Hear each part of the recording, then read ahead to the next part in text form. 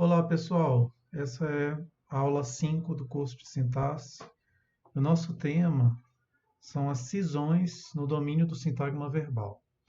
O texto de referência é o capítulo 13 do livro do Carney, Syntax, né? Então, nós vimos na aula passada, né, sobre teoria X-barra, todas as projeções principais da oração, né? E aí nós vamos trabalhar agora com esse tema que tem a ver com a estrutura argumental. E a gente vai olhar exatamente com mais detalhe para o sintagma verbal e os seus argumentos, né? Nós vimos anteriormente que a noção de predicado na linguística moderna é diferente daquele que nós temos na gramática tradicional. Na gramática tradicional, o predicado é tudo aquilo que não inclui o sujeito da frase, né? E na linguística, especialmente no domínio da semântica lexical especialmente, há a visão diferente, né? Que o predicado é aquele elemento que seleciona argumentos. Então, é um item lexical que, para ter o seu sentido completo, ele precisa ter outras palavras ali ao redor dele. Então, isso tem exatamente muita relação com aquilo que tem sido chamado de estrutura argumental. Tá? E nós vamos também, relacionado a isso, ver um pouco sobre decomposição semântica dos verbos. Aí vocês vão falar, poxa, estamos trabalhando com semântica, né? Esses dois temas têm muito a ver com a semântica lexical de fato, e às vezes a sintaxe ela trabalha com temas de interface, é natural, né? Porque a sintaxe ela é a expressão na linguística, né, de uma série de fenômenos ao nível da frase. Esses fenômenos vão ter contato com questões de semântica, até pragmática, e, por outro lado, de morfologia e também de fonologia, muito especialmente da prosódia. Então, ela está no meio disso tudo, mas, digamos, entre todas essas áreas, as duas que ela faz mais referência seriam a semântica, né, e a morfologia. Tá? Eu diria essas duas. Há outras áreas da linguística que têm muita conexão com a sintaxe, seriam essas duas. Então, tratando da estrutura argumental, o que vem a ser isso? Né? E nós vamos ver depois com mais detalhe. A estrutura argumental é o subdomínio de estudo, né, na interface entre sintaxe e semântica lexical, como eu acabei de falar. Né? Então, subdomínio de estudo da linguística, na realidade. Não estaria realmente não é exatamente uma subparte da sintaxe. Ela é um domínio de estudo que pega questões relacionadas à sintaxe e questões da semântica. E nela se reúnem informações sobre o número de argumentos de um predicador, ou seja, o predicador enquanto esse item lexical que pede palavras que lhe completam o sentido, que são os argumentos, a expressão sintática dos argumentos, e a relação semântica, né, entre predicador e os seus argumentos, cada um dos seus argumentos. Então, todas essas informações estão dentro daquilo que os linguistas que estudam sobre estrutura argumental têm interesse de descobrir, de discutir sobre essas questões. O que ocorre? Com a teoria de regência e ligação, que é aquele momento do desenvolvimento da gramática gerativa que se formou nos anos 80, né, e continuou até os anos 90, digamos assim, até meados dos anos 90, com muita força, veio sendo delineada a ideia de que determinados papéis semânticos ou temáticos, né, como agente, tema, causador, entre outros, seriam associados a posições fixas nas árvores, né? Especialmente naquela parte mais baixa da árvore onde está o sintagma verbal. Em torno do predicador. Normalmente o predicador é o verbo, por isso a gente fala mais do sintagma verbal. Não necessariamente será o verbo. Como nós vimos em exemplos de aulas anteriores, né? Às vezes a gente tem nominalizações. Eu poderia falar a compra em vez de comprar, eu posso falar a compra, né? supor Maria, vai ser mais ou menos a mesma ideia, né? Então, aqui, nesse exemplo, a gente tem uma situação que é a seguinte, né? A estrutura argumental sendo relacionada em termos de posições sintáticas, né, ao sintagma verbal em torno desse nível do VP, do sintagma verbal. Que nós temos o papel temático ou semântico de agente sendo atribuído a esta posição, né, que é o especificador do VP, spec VP, e a função semântica de tema normalmente, né, sendo atribuída ao complemento do verbo, né, em termos da estrutura X-bar. Então, nessa visão, né, os sujeitos, normalmente a gente sabe, né, pela própria gramática tradicional, que sujeitos costumam ser agentes de uma ação, né? Então, os sujeitos seriam normalmente gerados no especificador do VP, né, e posteriormente movidos para o especificador do IP. Se lembram que até aqui a gente estava vendo que a posição do sujeito era o especificador do IP? Só que aí essa representação, né, anterior, ela cria não é bem um problema, mas cria uma pergunta com relação àquilo que nós tínhamos visto antes. Se o sujeito está no especificador do IP, do sintagma flexional, por que eu estou dizendo aqui que o agente é gerado, que normalmente é o sujeito, né, na posição de especificador do VP? Então a gente tem uma certa contradição. Afinal, é o especificador do VP ou é o especificador do IP? Né? Então, é as duas coisas, na realidade. A gente vai ver depois melhor sobre isso, tá? Tem muita coisa que a gente vai mencionar aqui nessa aula que, digamos, é uma prévia de coisa que a gente vai estudar melhor depois, inclusive a própria noção de estrutura argumental. Então, o que se diz, né, aqui? Que, então, o sujeito é gerado no especificador do VP e ele tem que se mover o especificador do IP, tá? A gente não vai ainda explicar por que ele tem que se mover. Por enquanto, vocês vão ter que acreditar nisso. Depois a gente vai ver melhor.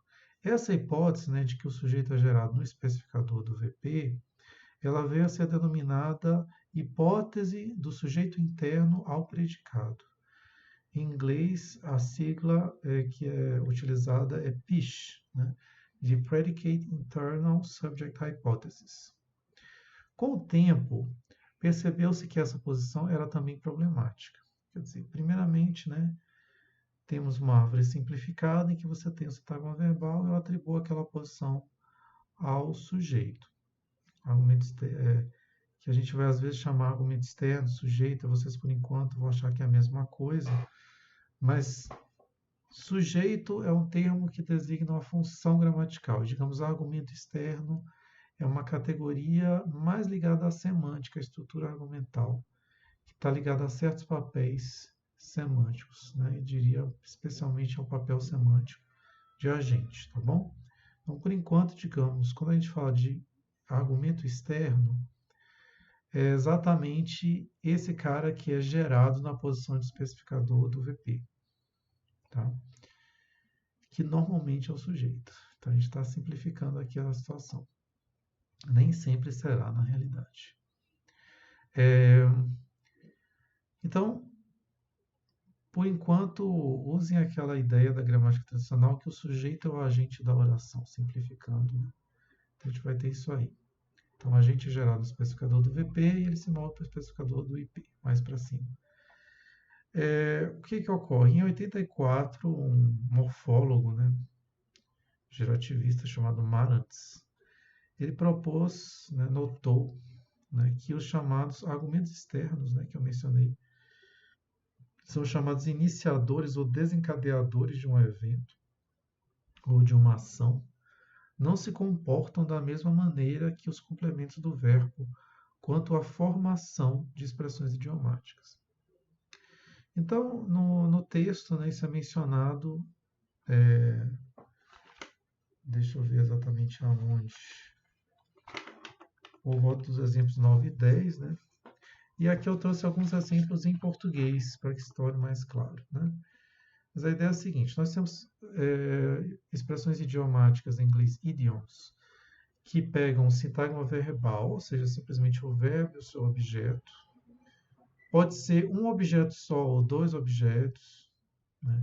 Então, por exemplo, aqui, tirar uma soneca é uma expressão idiomática. Tirar onda com alguém.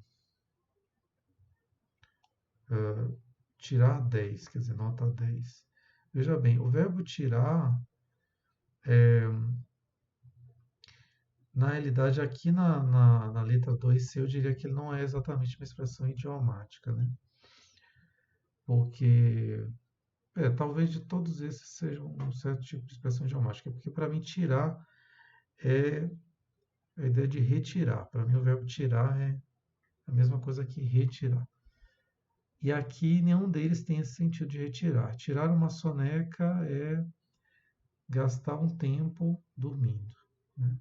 Tirar onda com alguém é brincar com alguém, zoar, né?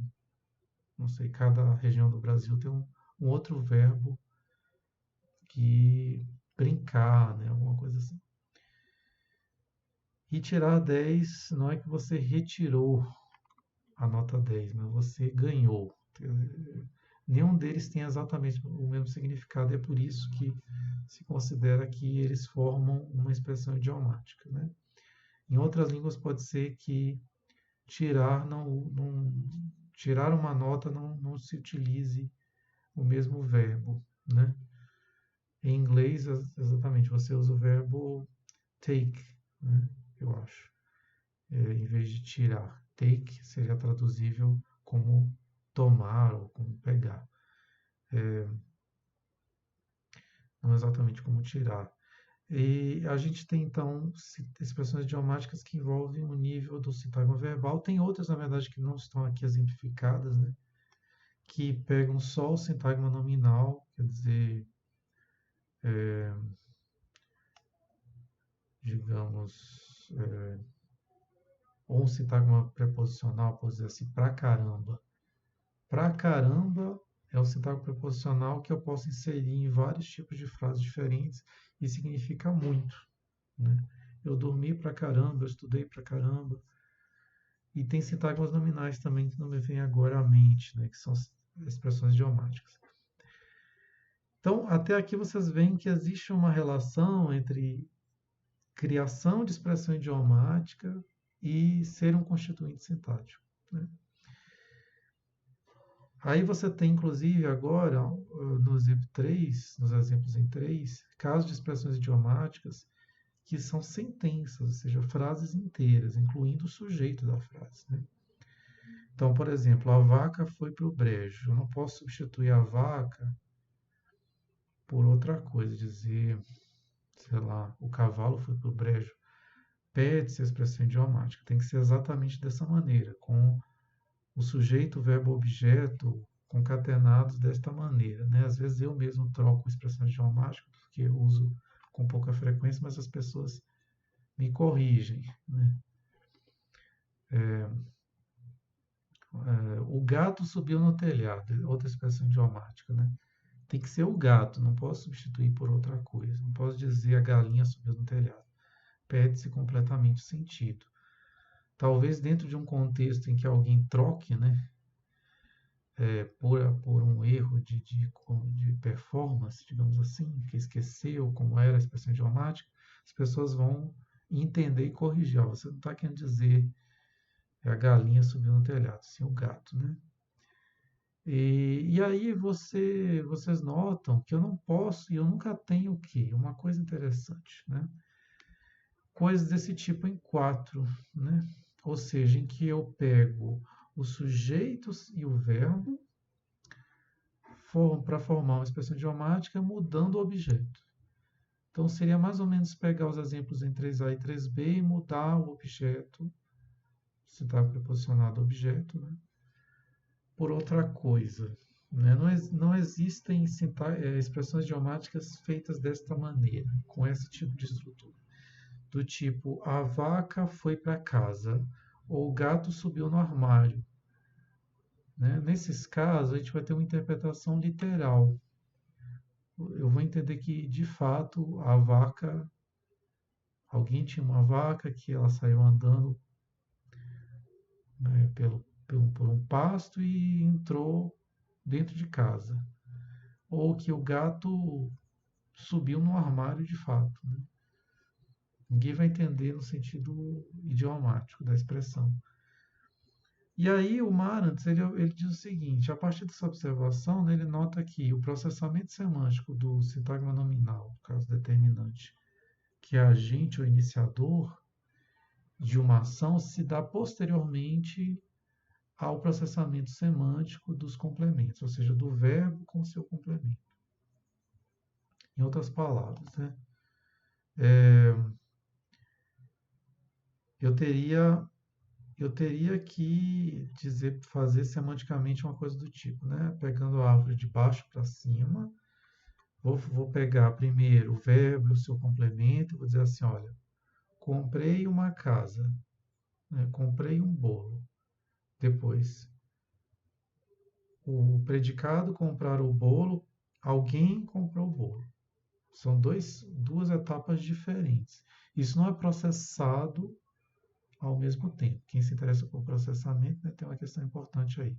Então são duas, como se fossem duas operações de níveis diferentes.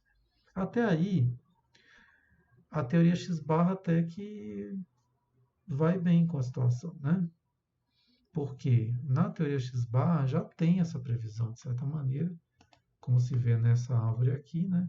Que nós temos já dois níveis. Um nível que diz o verbo se concatena com seu objeto, e outro nível que é o nível barra, né? O V barra, que aqui o V barra se concatena, ou seja, concatena junta, né? Com o seu objeto, o argumento externo. Tá? Só que, anos depois, uma semanticista, que é a Angélica Kratzer, em 96, ela vai mais longe. Ela diz, olha só, o Marantz observou algo interessante, mas não é só isso. É mais do que isso. Né? Os argumentos externos não são argumentos do verbo, na realidade. Não é só que ele é um argumento que é processado depois, semanticamente. Na verdade, é como se fosse assim, o verbo ele pede o seu complemento. E tem uma outra coisa na frase que pede o argumento externo. Isso é interessante porque a gente vai estudar depois, né? Predicados do tipo chegar, em que eu posso dizer a carta chegou ou chega essa mesa para lá, né? Coisas desse tipo. Ou então o navio afundou, o exército afundou o navio, ou a tempestade afundou o navio. Então você tem assim o mesmo verbo, né? Em estruturas sintáticas diferentes, uma intransitiva e outra transitiva, né?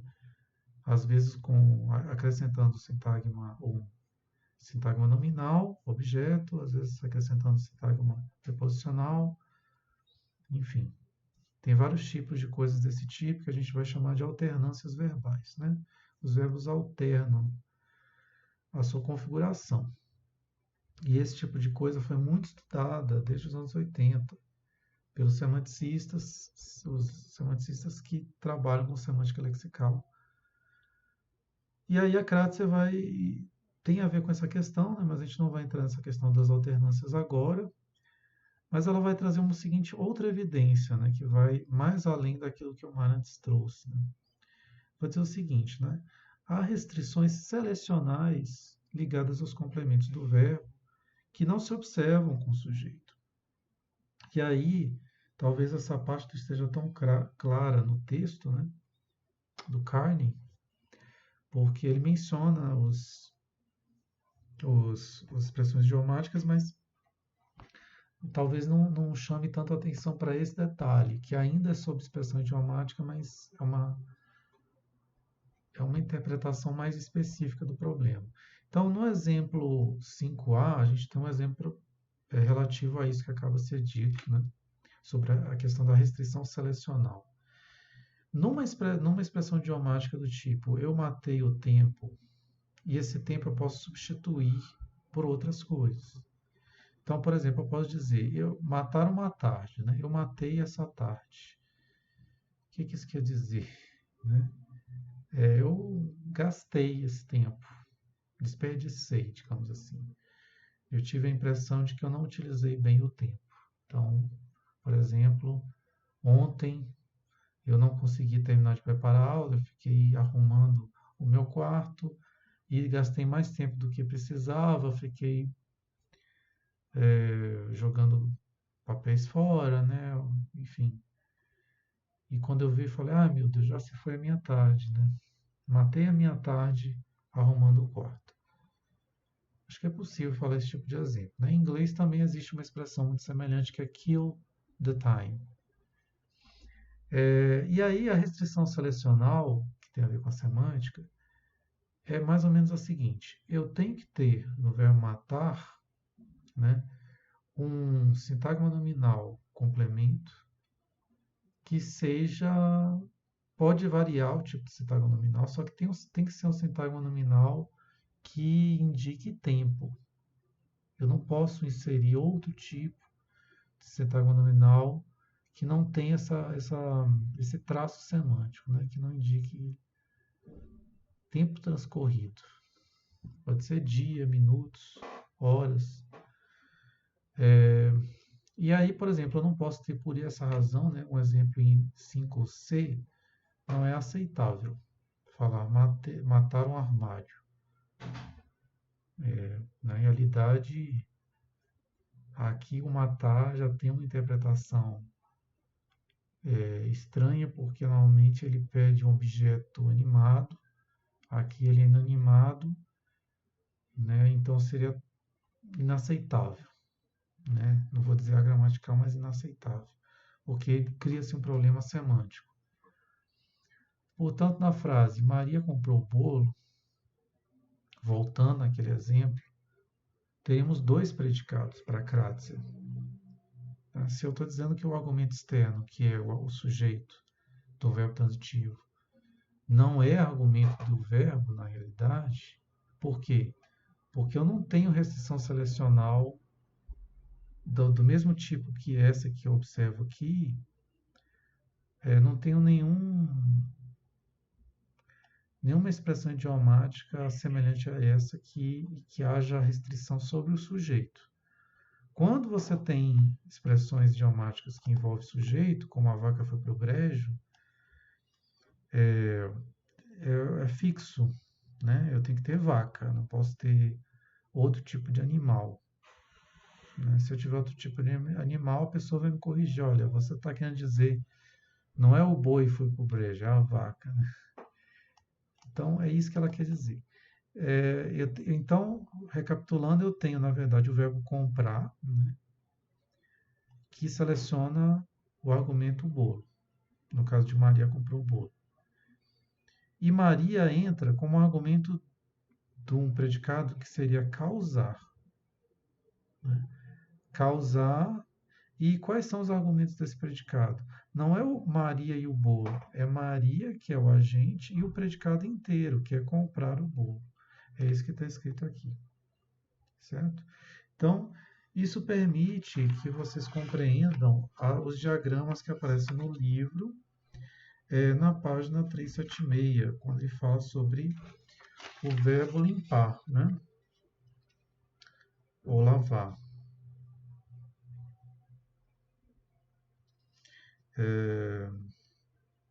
Ele menciona também o texto da Crátia, né?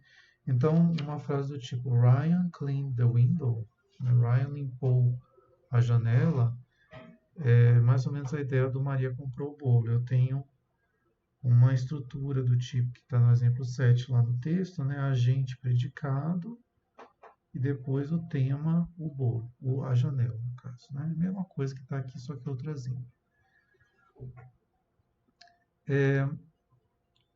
E aí, temos a questão da causa, né? Alguém pode se perguntar, ok, beleza, né?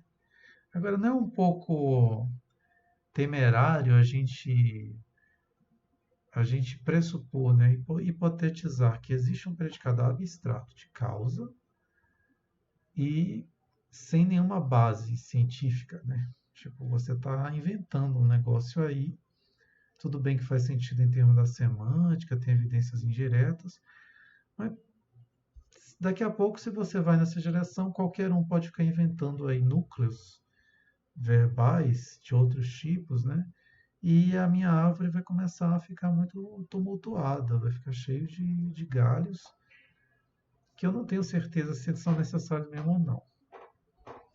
E aí é interessante a gente olhar para outras línguas. Sempre que houver situações desse tipo, os ativistas tentam trazer exemplos de outras línguas, tá? E aí um tipo de exemplo são esses que eu trouxe aqui, que não estão no texto, né? Muitas línguas têm uma diferença semântica entre o mesmo verbo acompanhado de um DP, síntagma determinante, argumento externo, agente ou causador, né? Ou não. Está faltando aí esse ou não. Então, por exemplo, em inglês a gente tem dois verbos que inclusive são morfologicamente parecidos. É isso que eu quero trazer na realidade também. Em inglês a gente tem o verbo rise e o verbo raise. Só muda aí a vogal, né? Na verdade, um tem uma vogal, um ditongo I e outro o ditongo EI, termos fonéticos. Então, no exemplo 6, né, prices are rising, significa os preços estão aumentando. Esse é um verbo rise intransitivo. No exemplo B, they are raising their prices, que significa eles estão aumentando os preços. E aqui, they are raising, né? E aqui o verbo é raise, transitivo. Alguém aumenta alguma coisa, não alguma coisa que aumenta. Olha que interessante, em português a gente não faz diferença entre os dois tipos de verbo aumentar. Tanto faz eu dizer alguma coisa aumentou ou alguém aumentou alguma coisa. A morfologia do verbo é a mesma.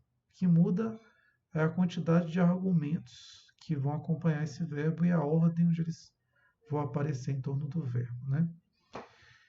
Tem um outro exemplo de uma língua menos conhecida, que é o hebraico, né? E aqui é interessante porque também tem uma relação morfológica, mas não é tão fácil da gente perceber. Muda que as raízes nessa língua, elas são caracterizadas por conjuntos de três consoantes. Três consoantes. As consoantes aqui são Z, K e R, tá certo? Vocês vão notar que nesses dois verbos aqui aparecem essas consoantes. Z, K e R. Z, K e R. Só que as vogais que aparecem entre essas consoantes podem mudar, né? E podem haver também prefixos que mudam. Mas basicamente é a mesma ideia que essa raiz significa aumentar. ZKR. No exemplo 7a, nós temos Uzakar et Hassipur. Ele se lembra da história. No exemplo B, 7b, o Maskir Layalda et Hassipur. Eu tenho, ele lembra a menina da história. Então aqui tem uma diferença no português, pelo menos em muitos dialetos como o meu, né? Que usam C no exemplo, na tradução correspondente ao exemplo 7a. Então eu vou dizer aqui, né, para a minha gramática, ele se lembra da história. E que não tem uma relação de causa, quer dizer, ninguém causou ele lembrar da história, como se fosse uma coisa que veio naturalmente, né? Veio à minha cabeça, veio à minha mente essa lembrança. Exatamente porque não inclui o sentido de causa, esse C é denominado por muitos linguistas de anticausativo. C anticausativo, é nome grande, né? Mas o sentido deve estar claro para vocês a essa altura. Quer dizer, ele não inclui um sentido de causa. Diferentemente do exemplo 7b, em que ele, né, o argumento externo aqui, causa, então na verdade tem papel semântico de causador, da lembrança vir à mente da menina. Então, ele fez alguma coisa, ele trouxe alguma imagem, ou ele disse alguma coisa que fez com que ela se lembrasse daquela história, ou ele mesmo mencionou a história. Aqui em Minas, muita gente não vai utilizar esse C, né? Acredito. Ele lembra da história. Ele lembra a história. Talvez esse D em 7A seja opcional. Então, também em inglês, se a gente pensasse, né? Em inglês tem uma diferença, mas não é bem uma diferença morfológica. São verbos lexicalmente diferentes. A gente tem o verbo remember no 7A e 7B remind, que é quando alguém lembra outra pessoa de alguma coisa. Aí partimos para os exemplos alguns exemplos que foram vistos no texto, né, do Carney, que aqui é interessante porque são de ordem diferente, quer dizer, não é uma diferença também morfológica, mas aqui não é uma diferença talvez no paradigma verbal, sei lá, é difícil até de explicar no caso do inglês, né, que é uma mudança só no som, fonética, né, parece, né? A gente não sabe também se é um resquício de um outro período da língua em que havia uma regularidade nessa alternância verbal. Então, enfim, é uma observação que eu fiz para vocês. Nessas línguas aqui é a coisa mais fácil de ser explicada. Por quê? Tem um pedacinho que é acrescentado quando eu tenho o significado de causa, de causação. Eu não trouxe para vocês os pares, ou seja, o par anticausativo e o par causativo, porque eu teria que ir atrás de exemplos na internet. Eu peguei os exemplos que estão no texto, mas a gente acredita o quê? Que as glosas do texto estão corretas. Segundo as glosas em japonês e em malgache, que é a língua falada em Madagascar, né, principal, a gente tem morfeminhas que são essas que estão em negrito, que são glosados aqui na apresentação como caus, significa causativo, né? Essa abreviação dessa glosa. A mesma coisa aqui, lembrando que o malgache é uma língua VOS, desculpa, VOS exatamente, e o japonês é uma língua SOV, então é por isso que aparece em posições tão diferentes. Mas aqui temos a mesma situação no sentido de que esse pedacinho que é acrescentado vai junto do verbo, né? E aí eu tenho levantar, causa, passivo. Passivo não, passado, desculpa. Passado, causa e verbo. A ordem aqui é diferente, né? Então, aqui faz com que a gente pense assim, opa, a ideia da Kratzer faz sentido, não é um delírio dela. Porque nessas línguas parece que realmente tem um predicado causa separado do predicado lexical, que quer dizer levantar, no caso do exemplo 8, ou lavar, no caso do exemplo 9. Esse predicado se expressa até morfologicamente, separado. Né? A gente deve ter exemplos aqui em japonês e em malgache em que as frases ficam sem um argumento, né? E perdem esse pedacinho que indica a causa. Eu não trouxe aqui, mas existe. Acreditem nisso. Qual a proposta, então, né?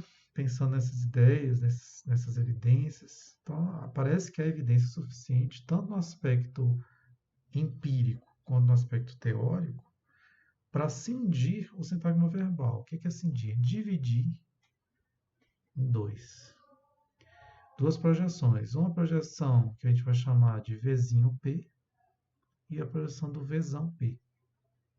Outras pessoas chamam VPzinho e VPzão, tanto faz.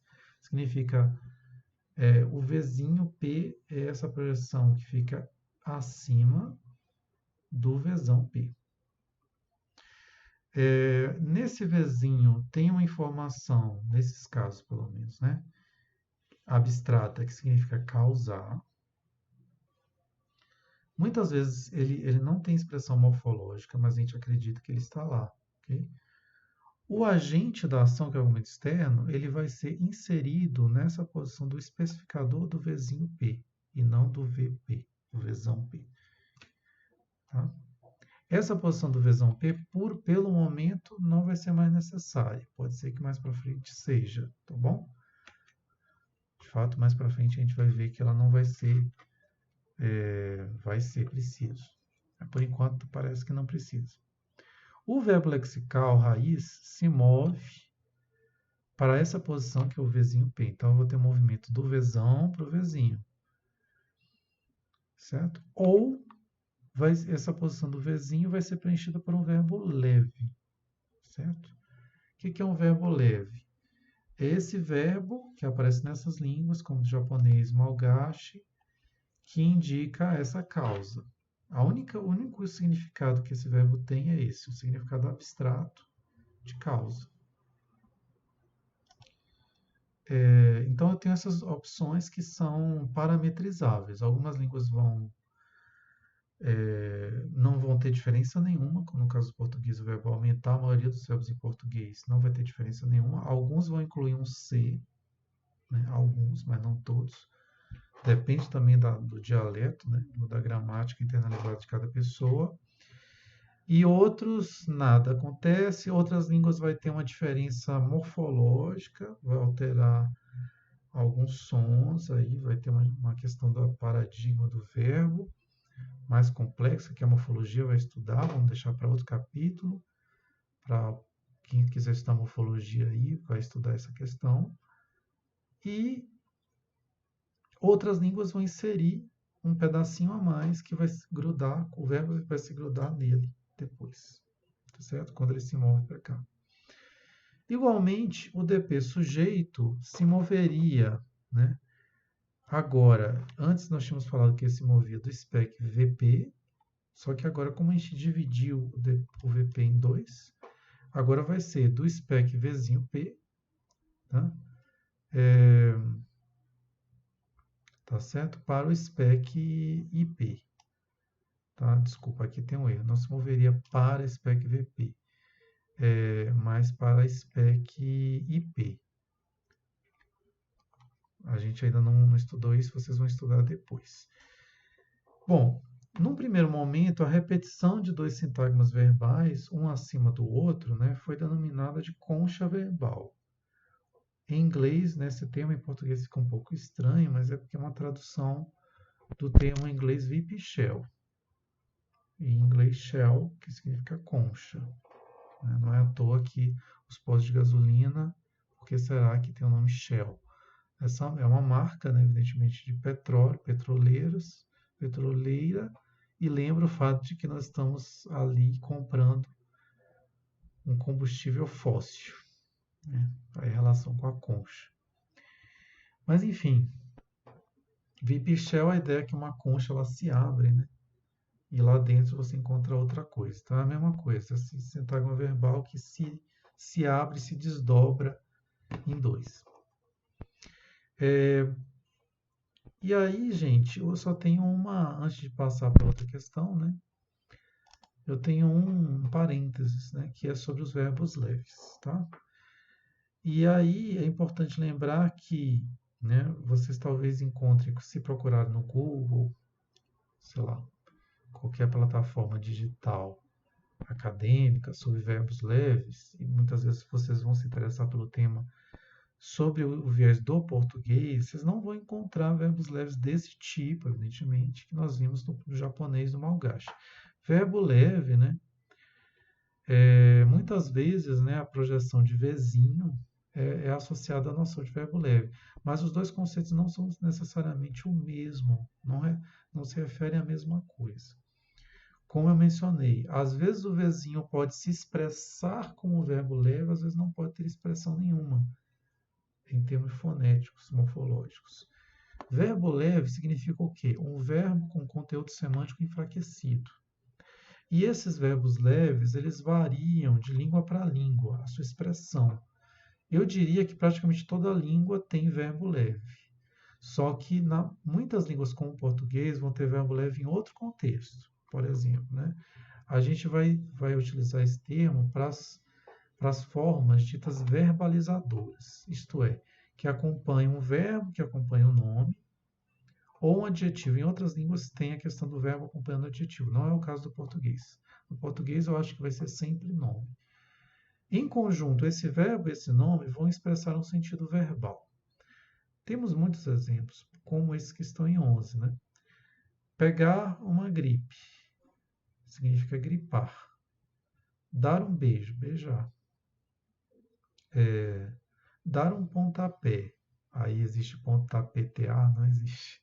Então, quer dizer, nem sempre também existe uma. A gente entende, né, que dar um pontapé, o sentido é uma ação. Né? Essas duas.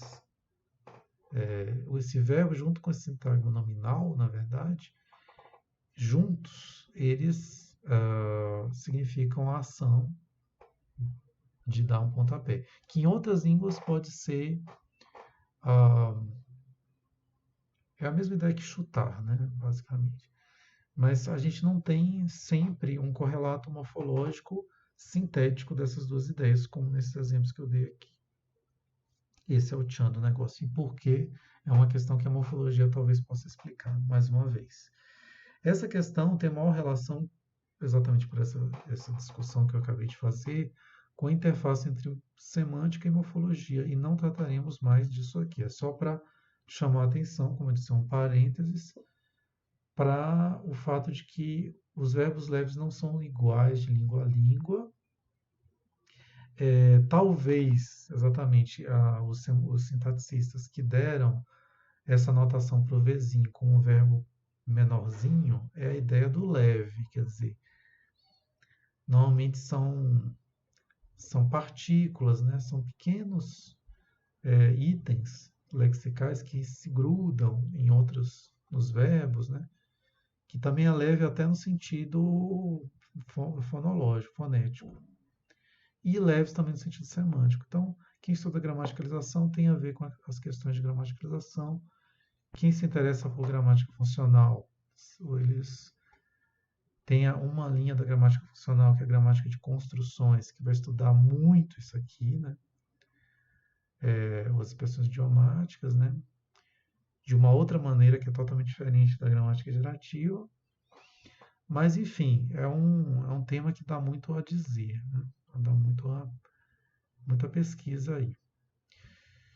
Mas é só para chamar a atenção que quando deram o nome do Vzinho, era pensando naqueles verbos que têm um sentido de causa nesse caso. Aí mais para frente a gente vai ver que outros sintaticistas usaram a ideia do Vzinho para outras coisas que não necessariamente têm um sentido de causa, de causar. A gente vai ver mais um exemplo no final da aula. Bom, passando para frente, né? O texto também trabalha com outros temas que eu diria são muito mais interessantes para outras línguas, são temas muito interessantes no aspecto sintático, semântico, mas não, em termos assim, para nós que estamos falando de português,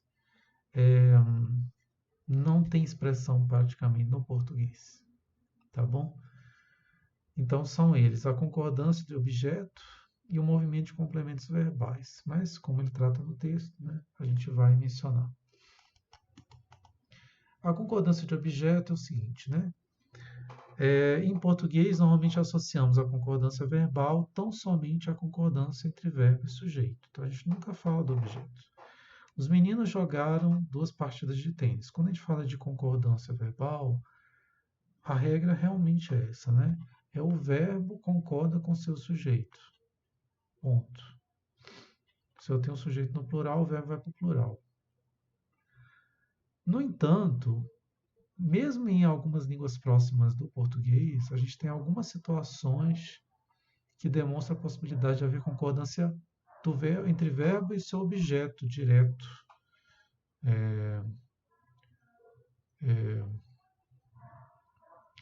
Normalmente objeto direto.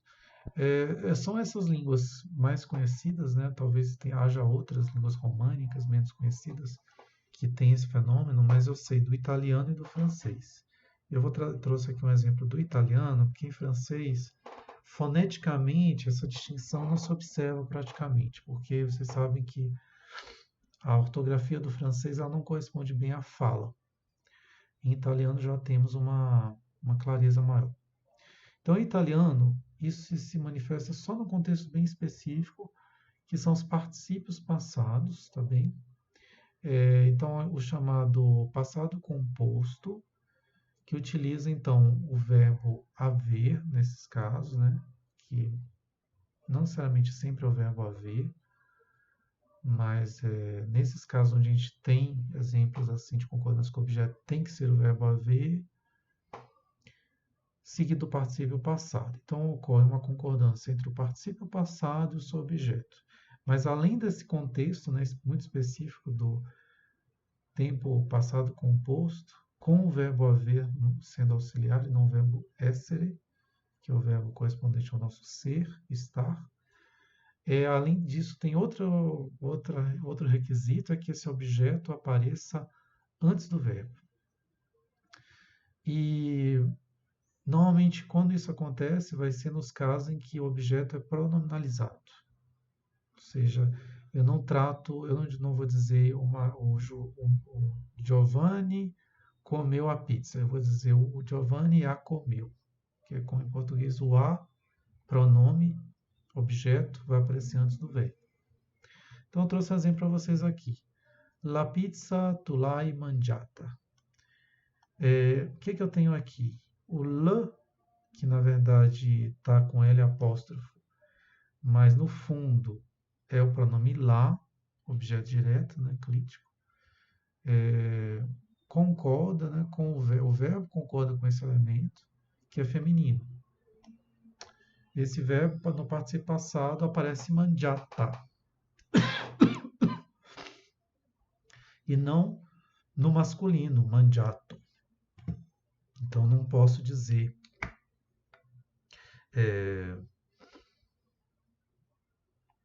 o correspondente ao português nunca seria dessa maneira. A pizza, isso normalmente seria traduzível como a pizza você a comeu. Mas poderia também ser traduzido dessa maneira. A pizza, você que comeu ela. Se tivesse uma entonação, la pizza tu l'hai mangiata, né? Com um focalização no tu.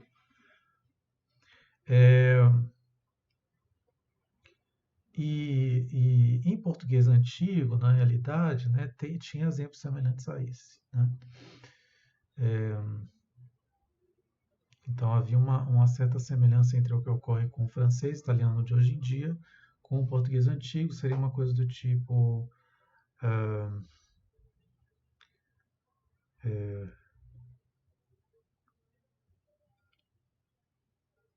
você tinha abertos os mosteiros, alguma coisa desse tipo, né?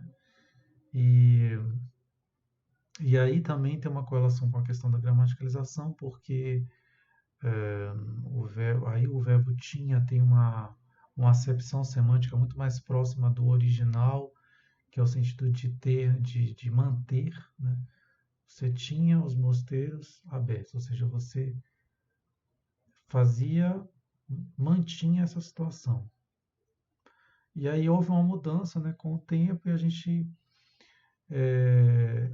gramaticalizou isso para um tempo composto, que é verbo ter mais participio passado, e eu tenho que dizer você tinha aberto os mosteiros, e o significado é outro, não é de manter aberto, mas de que essa ação ocorreu no passado, antes de outra. Então não há concordância com o objeto, e mesmo que tivesse pronominalizado, você os tinha aberto. Você não pode falar você os tinha abertos.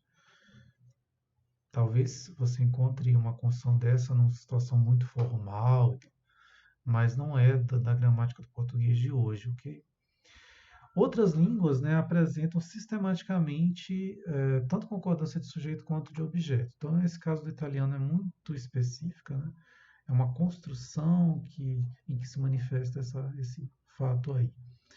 Mas no Swahili, que é uma das línguas mais faladas da África, né, tem não sei quantos milhões de falantes, na África Ocidental, Oriental, desculpa, no leste, né, vocês têm esses elementos que estão em negrito, né, expressando a concordância. Pando alintazama pili é o exemplo.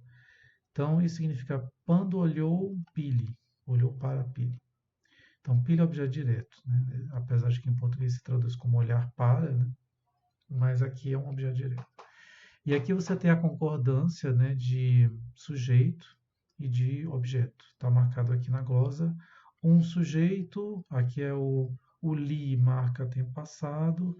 Você tem outro sufixo que é de objeto, concordância de objeto em um.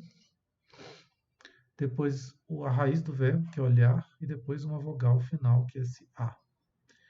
Não exatamente, seria algo semelhante a uma vogal temática, mas não é exatamente a mesma coisa. E aí vocês vão perguntar, poxa, mas se você tem aí dois sujeitos de terceira pessoa, por que a glosa marca um em vez de três?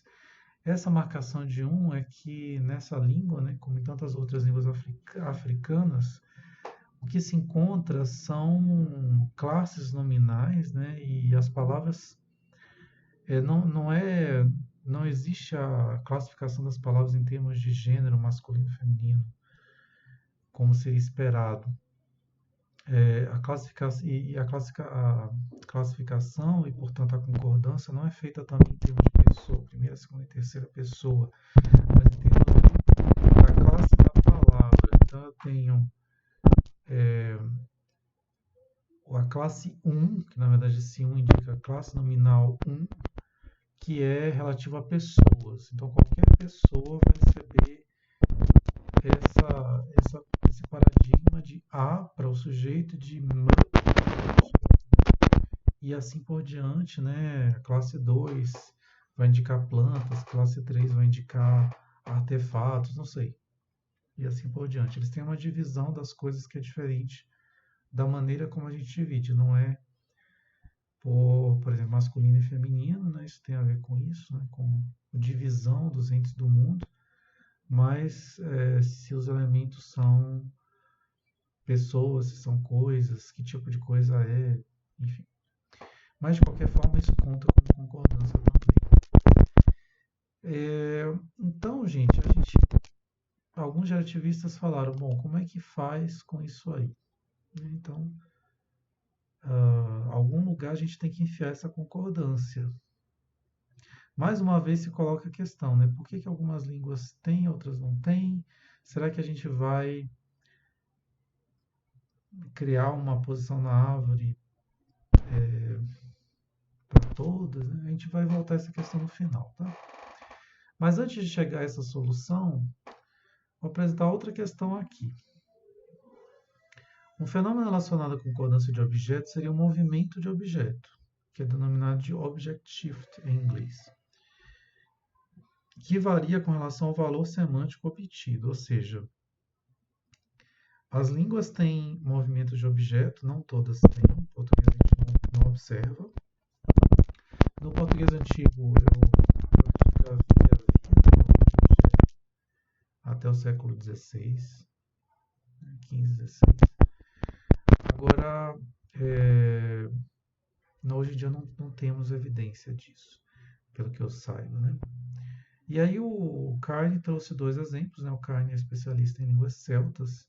Ele trouxe o exemplo do irlandês literário, ou uma variedade formal, que seria, digamos, normalmente o que é literário é mais antigo, né? Expressa também uma época passada da língua e que na língua escrita ela se mantém por mais tempo. E nessa variedade do irlandês, você tem indicação do aspecto perfectivo recente, quer dizer, acabar de fazer alguma coisa. E quando você tem um aspecto progressivo, por exemplo, que é estar fazendo, não há movimento de objetos. Então, os exemplos são os seguintes. Eu vou tentar falar, mas eu não sei exatamente a pronúncia, né? Tashan, Taris, Anabart, al-Skriov. Então, isso quer dizer, né? João acabou de escrever a sentença ou a frase.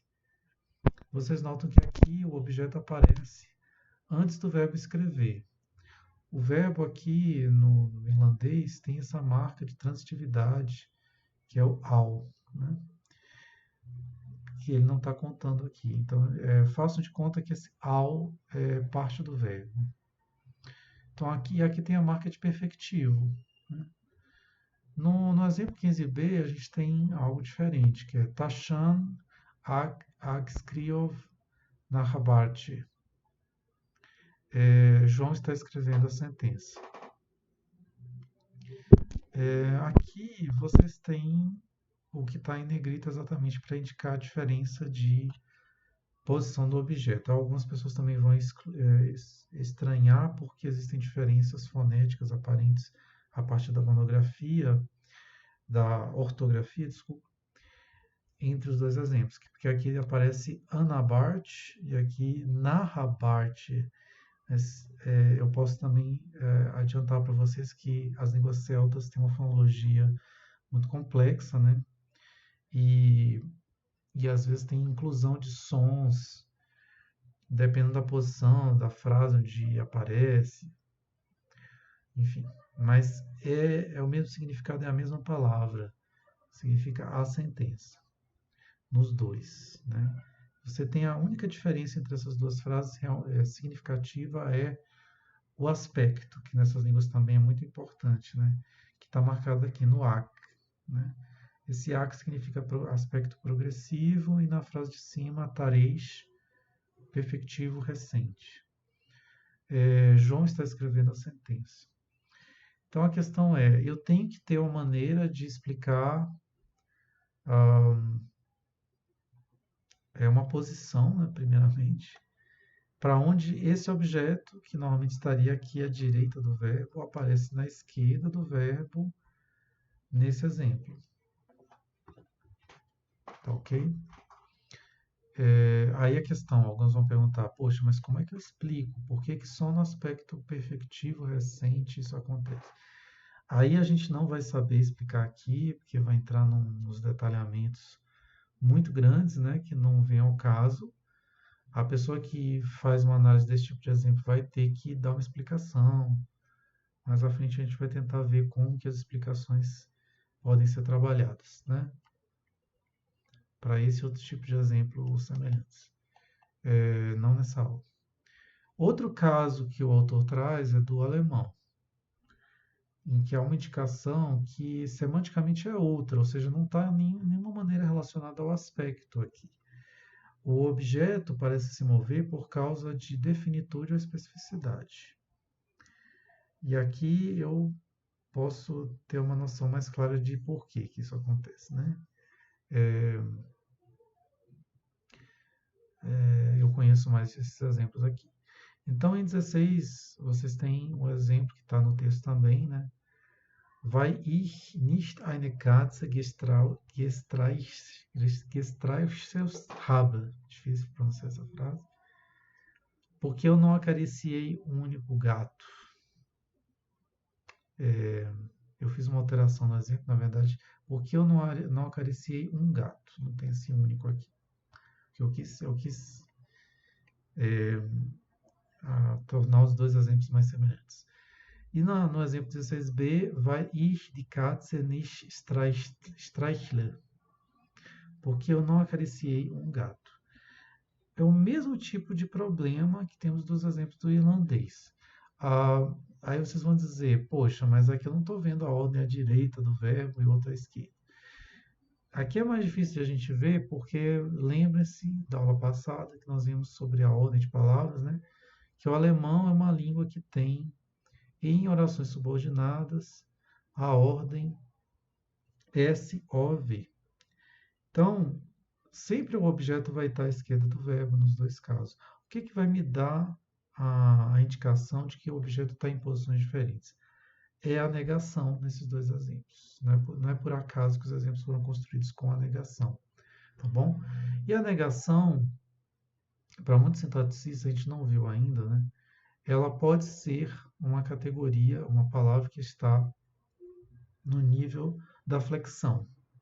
É como se eu estivesse flexionando a palavra para negativa, digamos assim. Então, imagine que está mais para cima do sintagma verbal, né?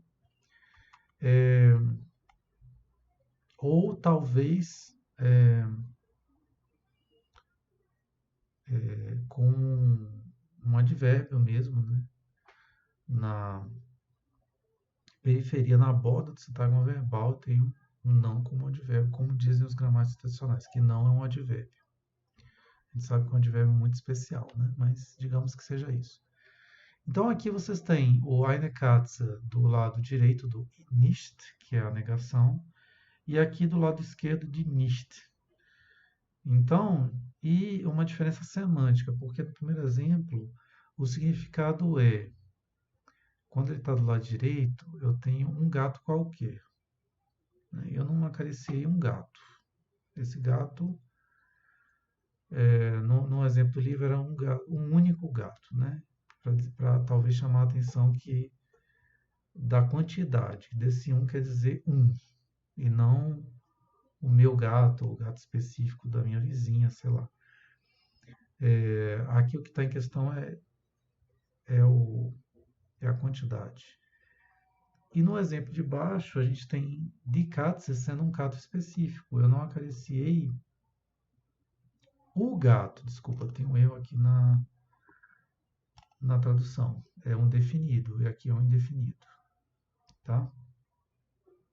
Se tivesse um definido nos dois, aí seria uma diferença de especificidade. É por isso que ele diz no livro que está relacionado a definitude barra especificidade, porque a gente pode ter um elemento, desculpem, que seja definido, porém não específico.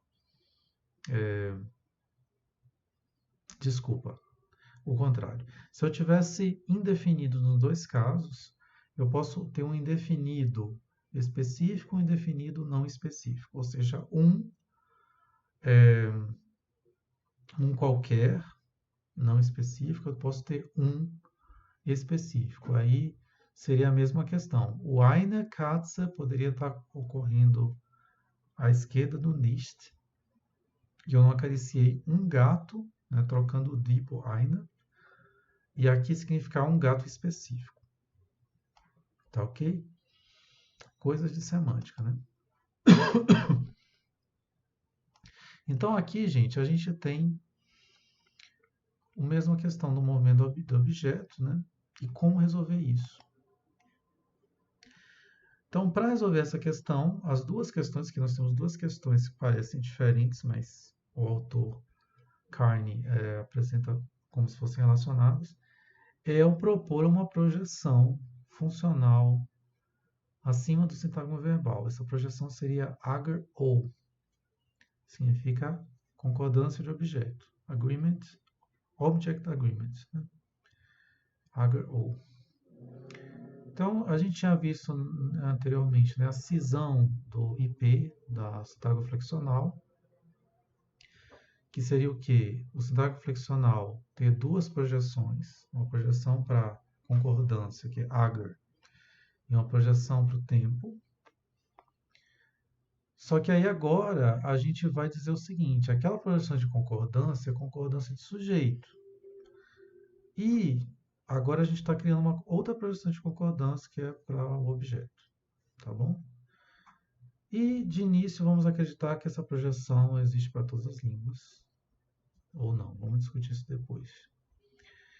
Então nos anos 90 veio essa ideia, né, de cindir, né,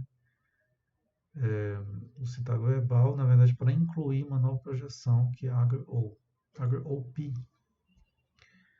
A projeção de concordância de objeto seria semelhante à de concordância de sujeito, porém mais baixa. No seu núcleo, que é agar-ou, estaria informação de concordância propriamente dita. Então, aqui, para as línguas, né, que expressam concordância visível, eu teria essa informação expressa aqui. E aí o verbo se moveria daqui para cá e pegaria aquela informação. Se a língua não tem informação nenhuma aqui, essa concordância de objeto não apita nada, digamos assim, e fica do mesmo jeito. O verbo não muda. No especificador de OP, haveria uma posição livre para hospedar o objeto movido para a borda do sintagma verbal por object shift, ok? Então isso explicaria por que no irlandês eu teria o objeto lá à esquerda do verbo, né? Então o objeto está aqui, o verbo estaria aqui. E em alemão, o objeto na verdade não está nessa posição, né? Quando tem object shift, mesmo sem object shift, ele estaria do lado esquerdo, por causa que o parâmetro de núcleo diria núcleo depois do complemento no alemão. Mas, digamos que a negação estivesse aqui na adjunta ao VP, então teria um redobro do VP aqui entre o agar ou linha e o VP, onde estaria pendurada a negação. E o objeto estaria, às vezes, ou do lado direito da negação ou do lado esquerdo, ou seja, aqui, pendurado no spec do agar ou pi. Meio complicado, né? Alguns podem também perguntar o seguinte, né? Poxa, por que você criou essa projeção e, não utiliza, em vez de fazer isso, por que você não utilizou essa projeção que está vazia aqui do spec VP? A questão é a seguinte, né? A gente vai ver que esse spec VP vai ser utilizado ainda, tá? Segura um tiro. Mas a ideia é que, de certa maneira, também tem outra questão, né? Além dessa coisa que ainda vai ser dita, né? Que aqui teria um argumento mesmo do verbo, né? Uma coisa mais necessária.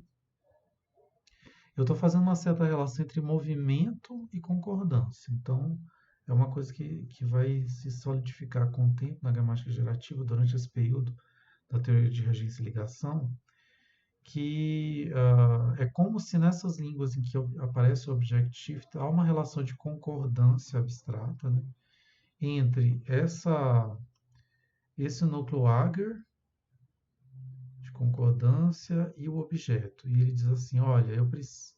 Só que não só existe uma concordância, mas é como se fosse uma concordância mais forte que ele diz.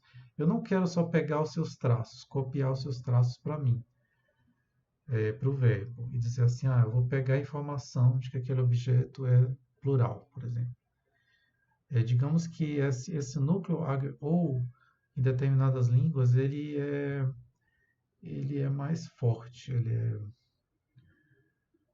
é mais fominha, sei lá, ele é mais poderoso. E ele não só diz isso, né, mas ele diz assim, olha, eu quero que você fique aqui do meu lado. Mova-se para o meu lado. Tá? E é o caso do alemão, no caso para indicar a definitude, né, a especificidade. Vai ter algum traço lá que tem a ver com a sintaxe semântica, que vai dizer mova-se para o meu especificador. Tá? Basicamente essa é a ideia. Depois a gente vai ver que traço é esse. Por enquanto, acreditem na noção geral, tá bom? E agora partimos para a terceira e última parte dessa nossa aula, que é sobre a representação de verbos bitransitivos. Que, na verdade, no texto ele apresenta de uma maneira um pouco remota, porque ele começa um capítulo falando deles, e depois deixa em suspenso, né, e depois volta para o problema.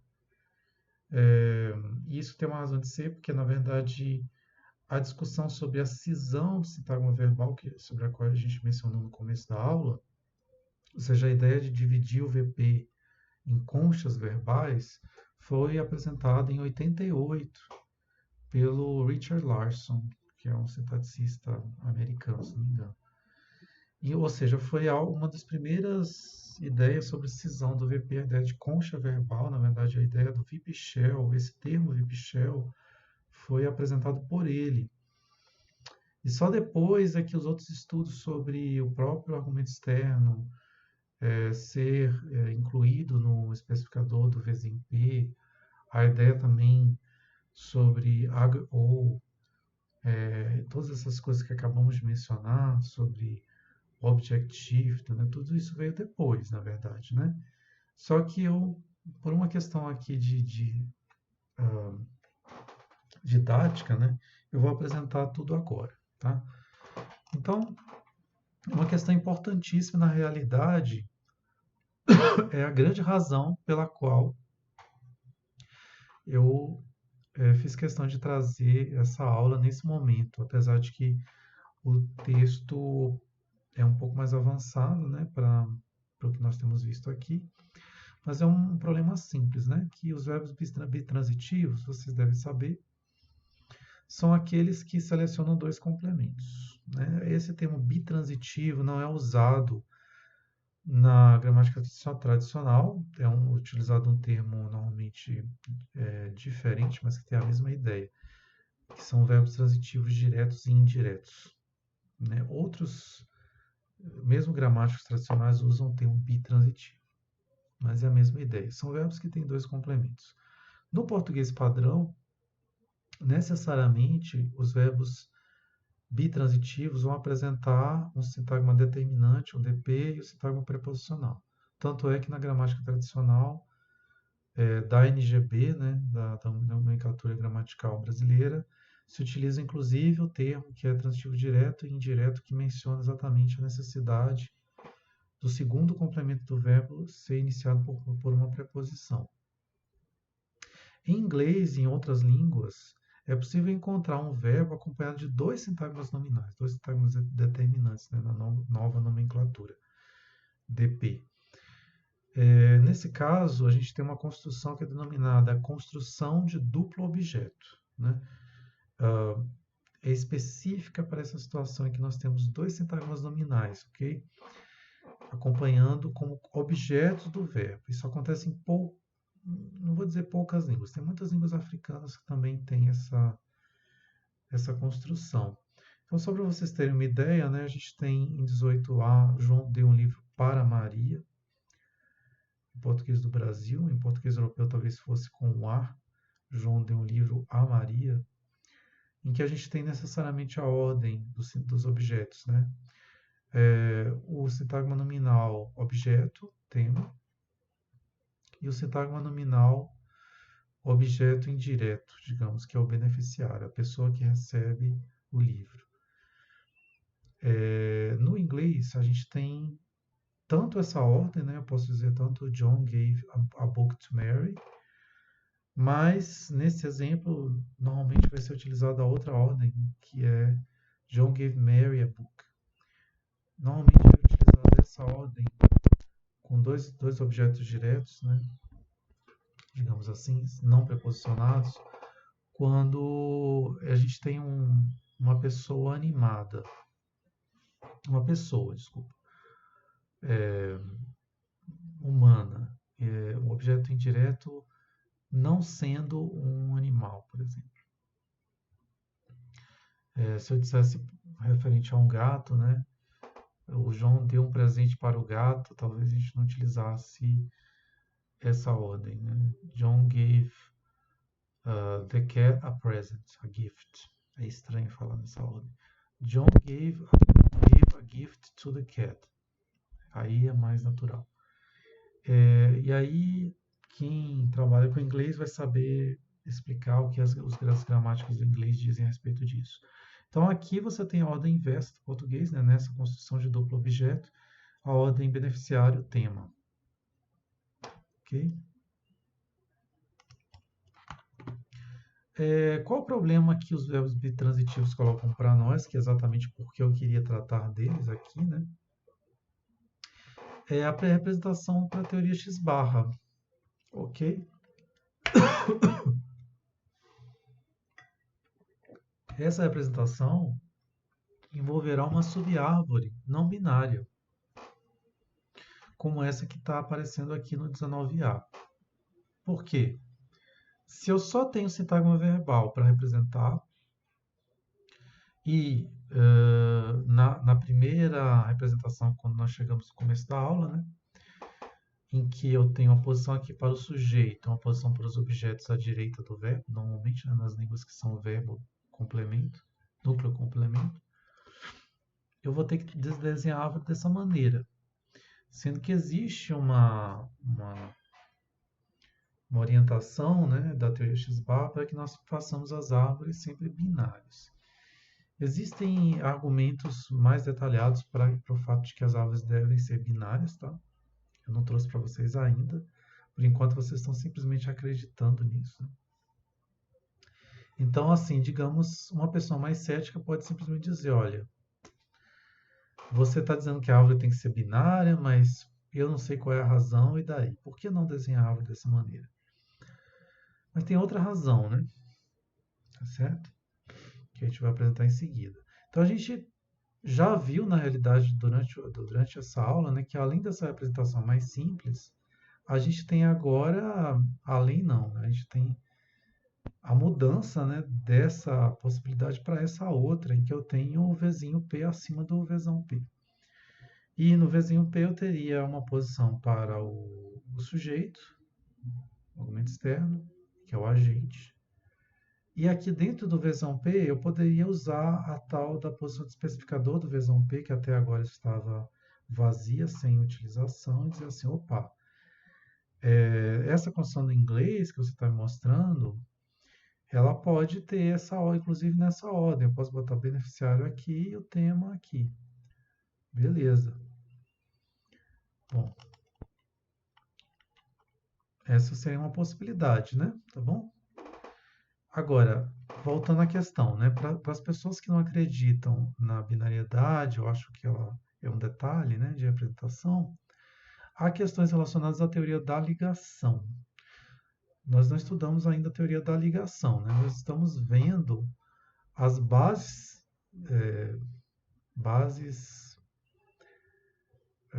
teóricas, muito gerais ainda, que deram origem para a teoria da ligação, sendo que a base principal é a teoria X-bar.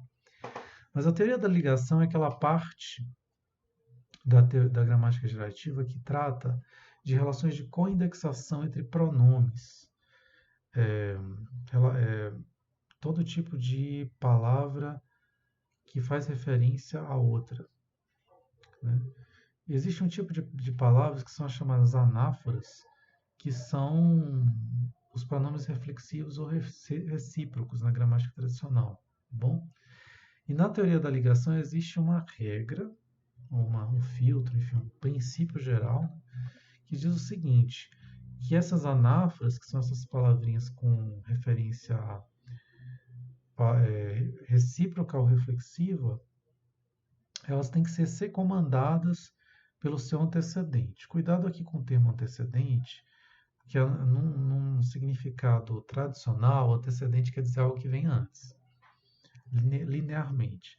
Para nós aqui não é isso. Antecedente é simplesmente uma outra palavra que dá referência, né, que está correferente com esse anáfora e que as duas têm a mesma referência, exatamente.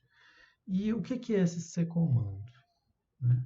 O que quer dizer que ela tem que ser secomandada pelo seu antecedente? A gente ainda vai estudar isso, então não se preocupe se vocês não entenderem. Mas o secomando é uma mistura de duas relações estruturais, ou seja, relações entre nódulos da árvore. Nós estudamos algumas aulas atrás as relações estruturais, né, da árvore principais, que são quais? Dominância e irmandade. O que faz o secomando? É uma mistura de dominância com irmandade. Então ele diz o seguinte, que x secomanda y se a mãe de y domina x, a mãe de x domina y. Então, voltando a essa árvore, a questão é a seguinte, né? A gente tem aqui dp1, dp2. Aqui eu tenho uma relação de secomando, né? Em que eu vou dizer assim, bom, x e y, né? Falei, relações estruturais, relações entre dois nódulos da árvore. Aqui eu tenho dois nódulos. O que ele diz? X secomanda y se a mãe de x domina y. Então, voltando aqui. A mãe de x domina y? Sim. Então esse é comando. Só que na realidade está faltando, tem um erro aqui, né?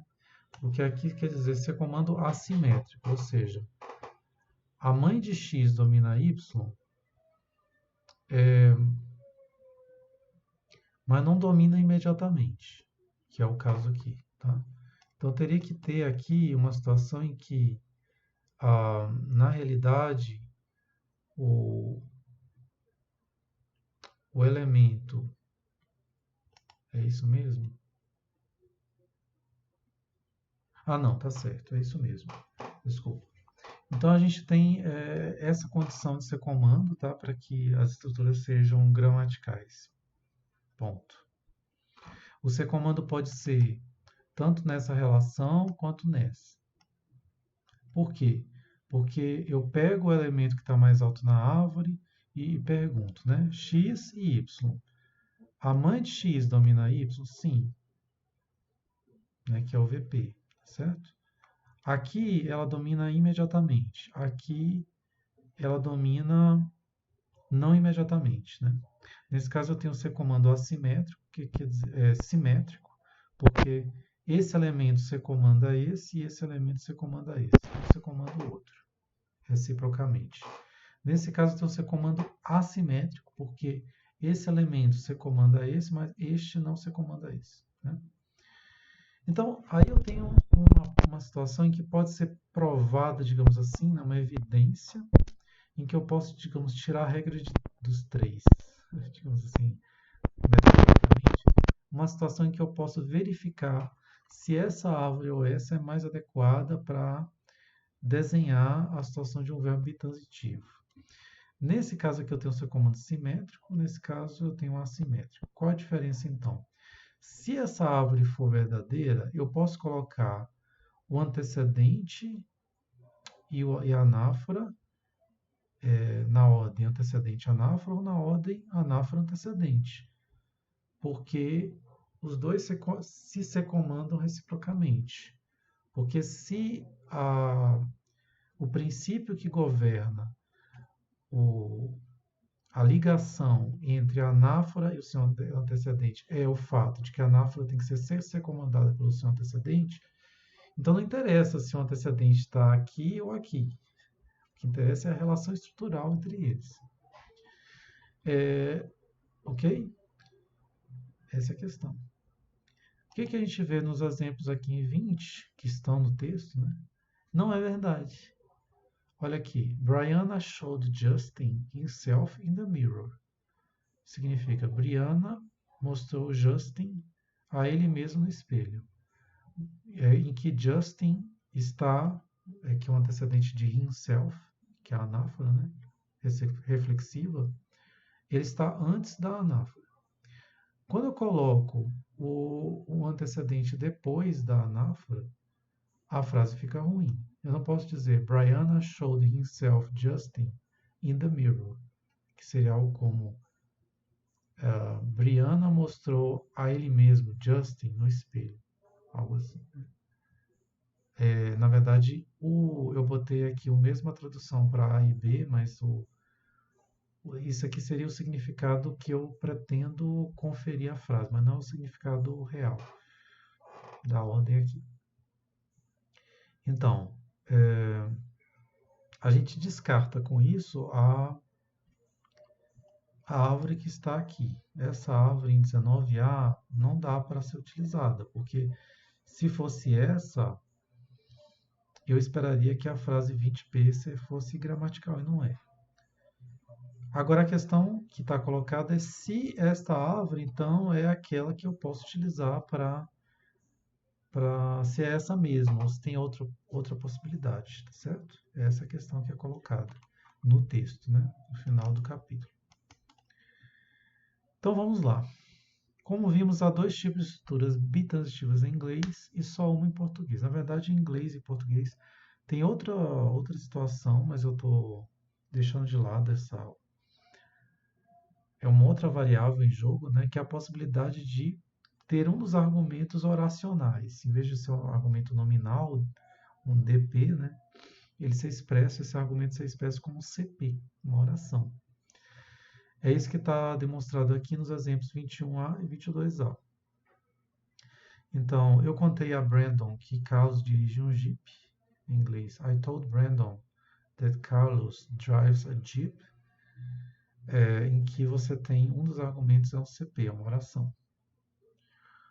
Então, eu estou deixando de lado essa questão, né? Eu estou falando, quando eu falo de dois tipos de estruturas, é com relação a ser um sintagma preposicional ou ser um sintagma nominal. Eu tenho um sintagma preposicional na jogada, eu tenho só um sintagma nominal, eu tenho dois sintagmas nominais. Esse é o ponto. Tá? E em português, eu só tenho uma estrutura, por quê? Porque sempre eu vou ter um só sintagma nominal determinante, só um. O outro vai ter que ser um sintagma preposicional, né? Inclusive quando a gente tem a situação do oracional, que vocês veem aqui, eu contei a Brandon, que Carlos dirige um Jeep. Então aqui, um sintagma que seria o nominal determinante se transformou em sintagma oracional, né? Ele foi substituído por uma estrutura maior. O outro é um sintagma preposicional. No exemplo 22b, Briana pôs uma caneca no balcão. Eu tenho sintagma determinante, sintagma preposicional. Jason deu o gravador para Maria. Mesma coisa.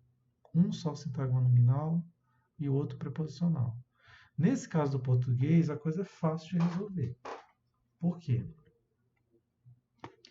Eu vou poder utilizar, então, simplificando para vocês a resposta, eu vou poder utilizar essa estrutura aqui, que ela dá conta do recado.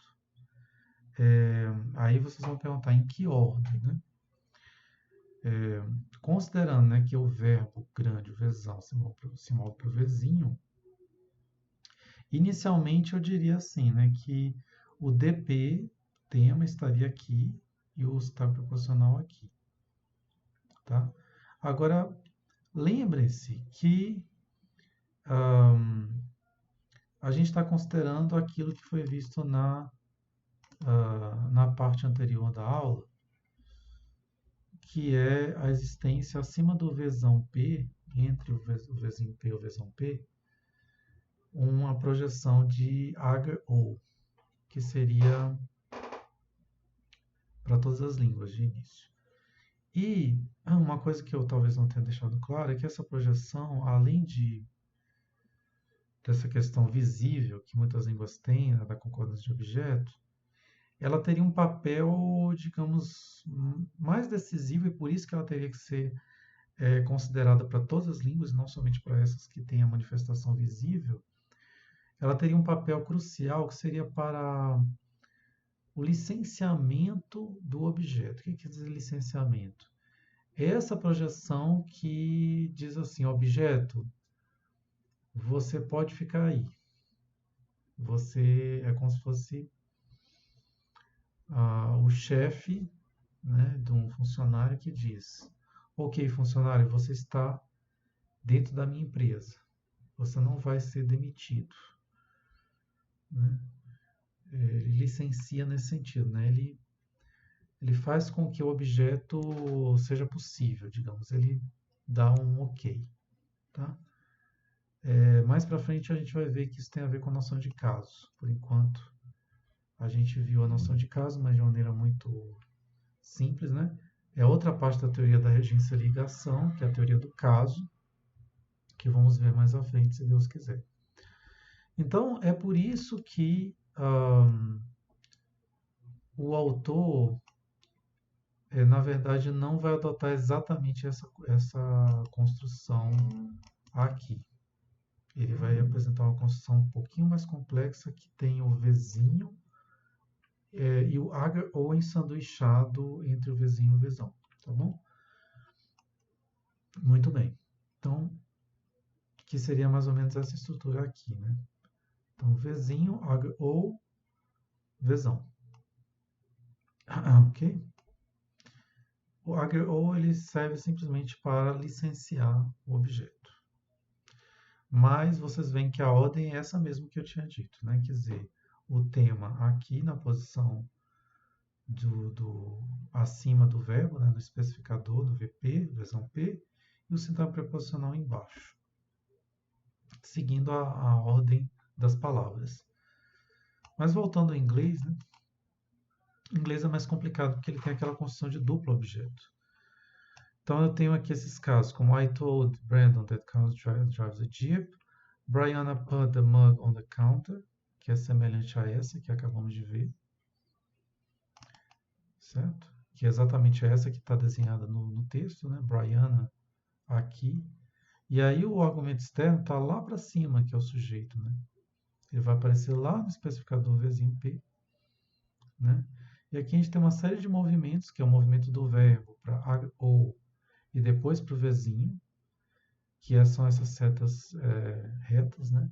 E a seta curva é simplesmente o movimento do sintagma nominal do especificador do Vzão P para o especificador do ou P.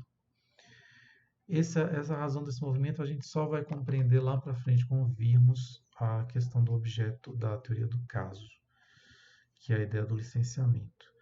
Então aqui a gente tem a situação em que temos a representação para objetos, um DP seguido de um PP, normalmente DPP locativo, sintagma preposicional locativo. Agora, o inglês, como eu falei, tem aquele segundo caso, que é da construção de duplo objeto, como Jason gave Mary the recorder. Então, seria algo como Jason deu o gravador para Maria.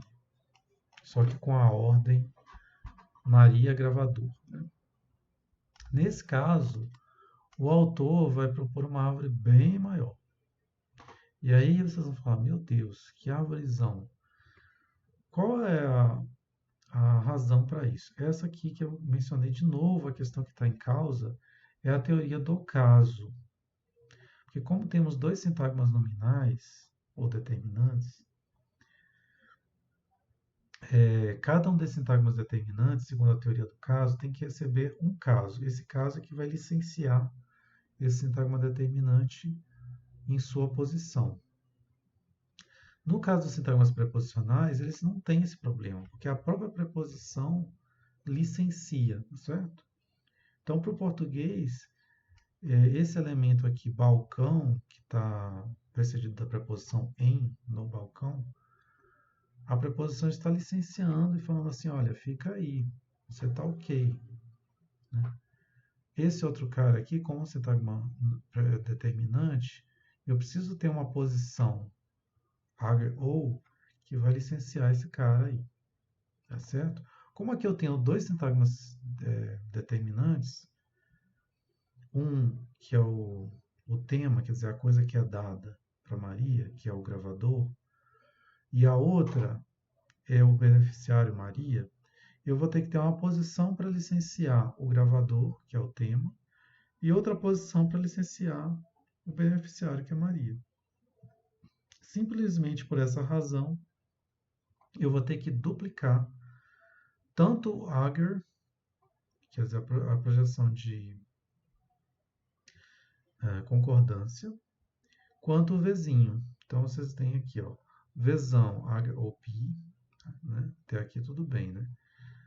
E eu vou ter que ter um Vzinho, só que um Vzinho de outro sabor, digamos assim. Algumas pessoas falam flavors, né? De outro sabor.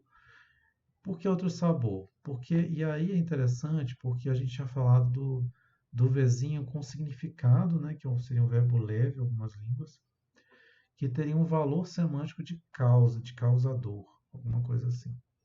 Quer dizer, abstratamente ele traz só essa ideia de causa, alguma coisa causa alguma outra coisa. Nesse caso aqui, ele está dizendo o seguinte, olha, tem um outro tipo de Vzinho, que ele tem outro significado, outro sabor, outro valor semântico, que é localizar, local. E é interessante porque aqui, quando eu uso a preposição em, de certa maneira, ele traz essa ideia do lugar, né? Ele pôs alguma coisa em tal lugar.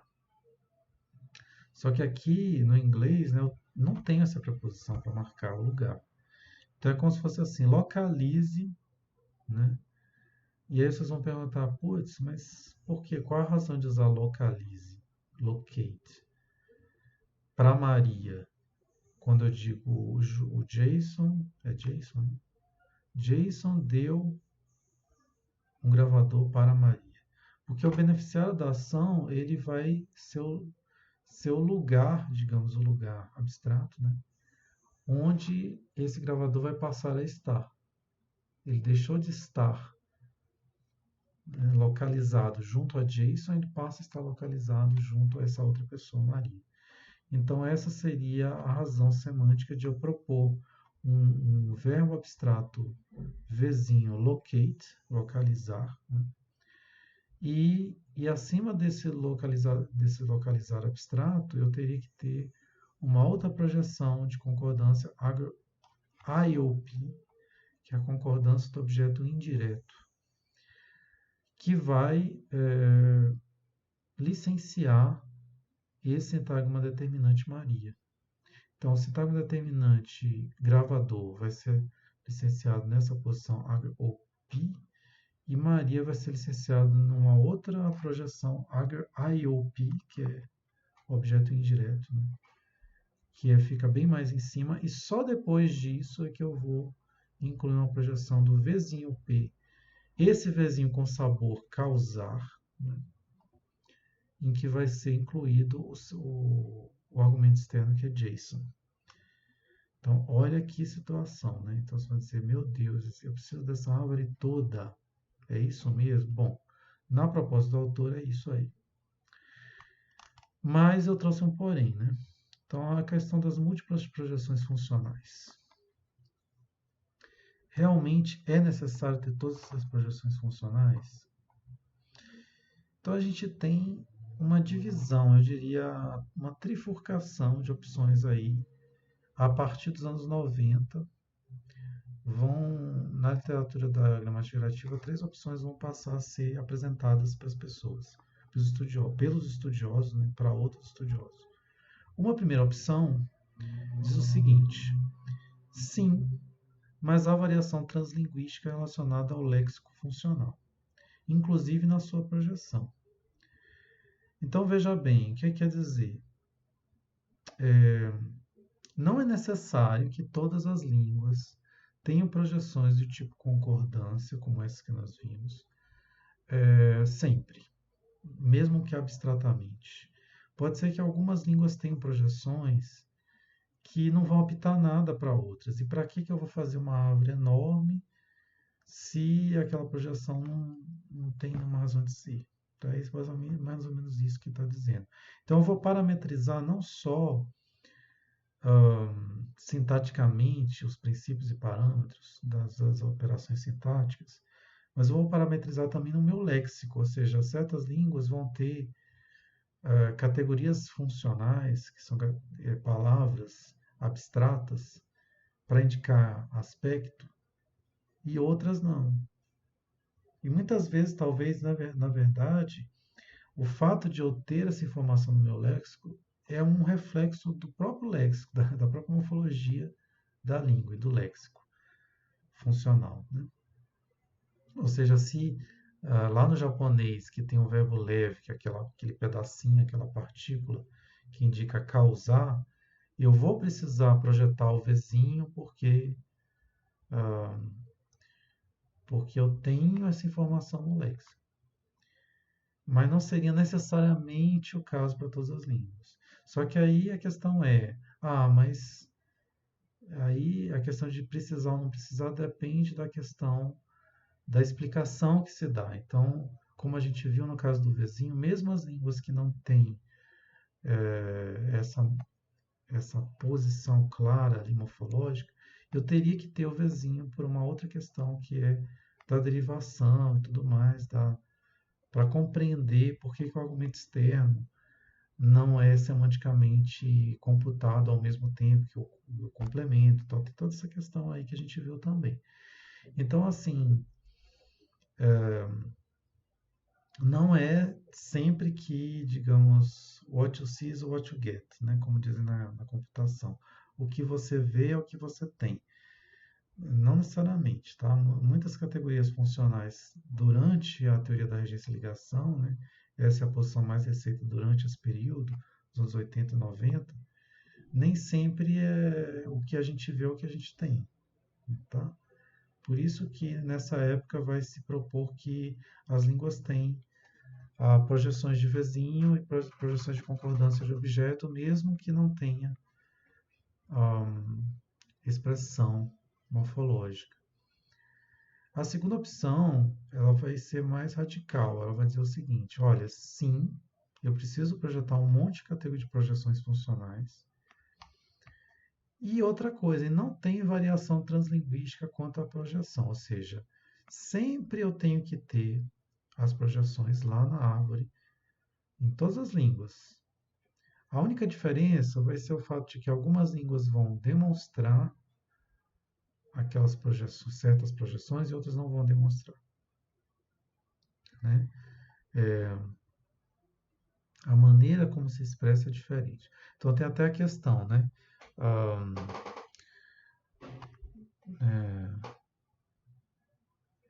eu acabo, por exemplo, as línguas diferem para expressar. A gente viu o caso do irlandês, do aspecto perfectivo recente, que é o caso do acabar de fazer, né?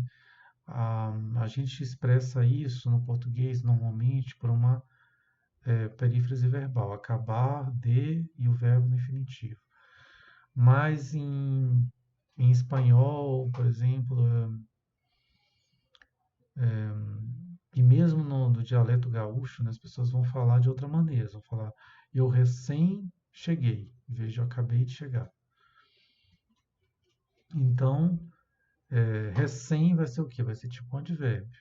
Não sei que categoria é recém. Parece com recente, né? Recém. Recentemente cheguei. Mais ou menos essa ideia. Então, a maneira como cada língua, outra língua, né, como o irlandês, vai apresentar lá uma partículazinha que indica aspecto perfectivo recente, acabar de fazer alguma coisa. Então, o que a ideia deles o que varia é a morfologia, mas a ideia e a ordem como essas projeções aparecem na árvore é a mesma. Esse programa de pesquisa tem se desenvolvido assim a partir de 97, né? Mas ele ganhou mais força nos anos 2000 e até hoje ele existe, né? Ele é denominado Programa da Cartografia Sintática, ou simplesmente Programa Cartográfico. Claro que se a gente falar programa cartográfico por aí, fora de contexto, alguém pode achar que a gente está falando de alguém que estuda mapas. Não é o caso, né? A gente está falando da cartografia num sentido específico da sintaxe, de pessoas que dizem que existe um mapa, um mapeamento das projeções funcionais dentro de uma oração e dentro de cada um dos sintagmas também. Onde esse programa é mais desenvolvido, ele tem sido desenvolvido sobretudo na Itália, e digamos, a primeira pessoa que trabalhou com essa ideia foi Luigi Rizzi.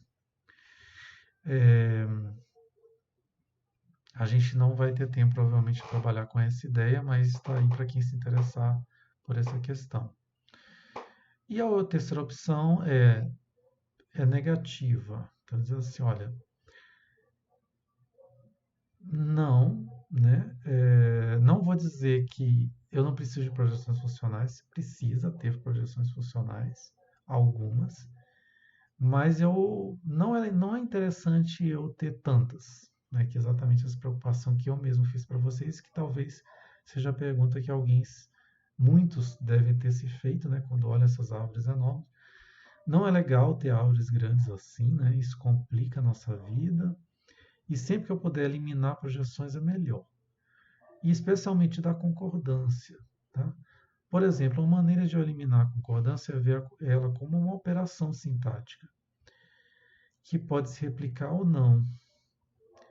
Ou seja, replicar quer dizer, pode acontecer entre verbo e mais do que um argumento do verbo, né? E não só entre verbo e o sujeito, por exemplo. Em vez de eu projetar várias sintagmas de concordância. E isso é o que mais tarde, na partir dos anos 2000, sobretudo, vai ser denominado de programa minimalista, o programa do minimalismo sintático, para ser mais específico. E também existe a ideia do minimalismo aplicado a um monte de outras coisas, né?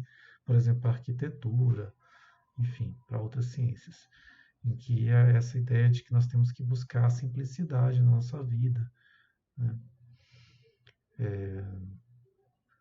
Existe uma filosofia minimalista, que são as pessoas que se questionam se quantas peças de roupa eu preciso ter, qual o tamanho de casa que eu preciso ter, será que eu preciso ter uma casa enorme, se eu posso viver numa casa pequena, etc, etc.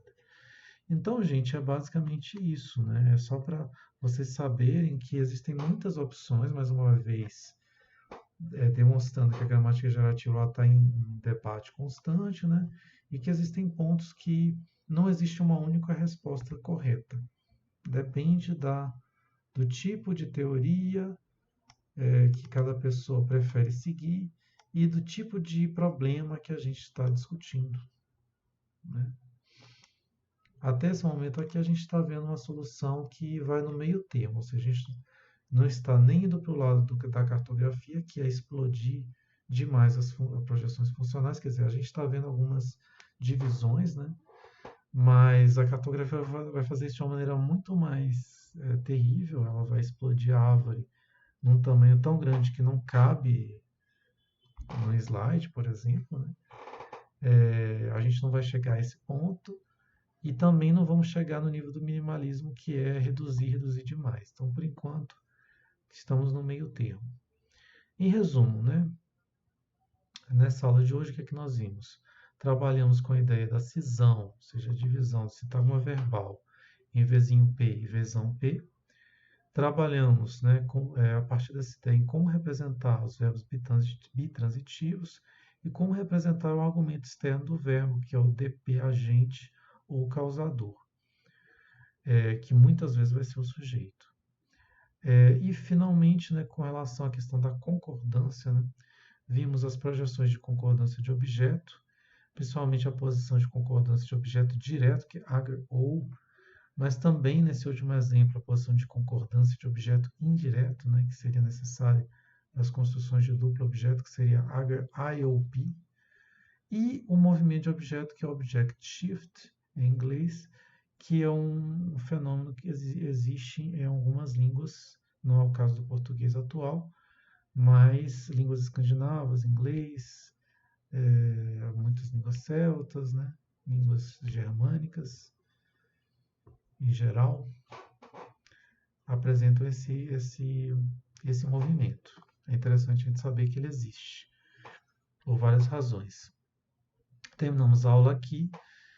Eu queria dizer que essa última aula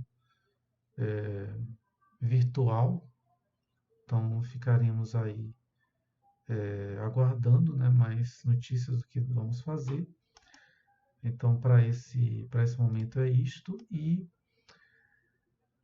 temos exercícios sobre representação arbórea, né, vendo teoria X-barra e essas questões que nós discutimos aqui, ok? Um abraço para vocês, cuidem-se bem e até a próxima.